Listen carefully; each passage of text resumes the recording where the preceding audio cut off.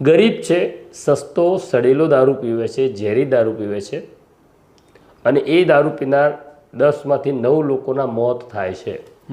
પણ આપણને, મને, તને, બીજા પત્રકારને, સરકારને, પોલીસને આ પ્રશ્ન ગંભીર લાગતો નથી, કારણ કે એ ગરીબ છે, ગરીબ જન્મ્યો છે અને ગરીબ મરવાનો છે. તો એ પ્રશ્ન વિશે આપણી ચર્ચા નથી. પણ એ વેચાય છે, એ વાત સાચી છે, પણ આપણા ધોરણો જ અલગ છે, કારણ કે એની પાસેથી લેવાનું કંઈ નથી.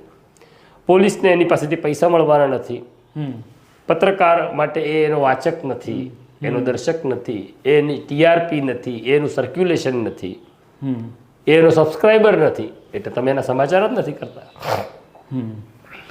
હા, પણ બીજી વસ્તુ કે આપણા ત્યાં દારૂ પ્રતિબંધિત છે, પણ આટલો દારૂ પીવાય છે, દેશી પીવાય છે અને અંગ્રેજી પણ પીવાય છે. તો આ દારૂ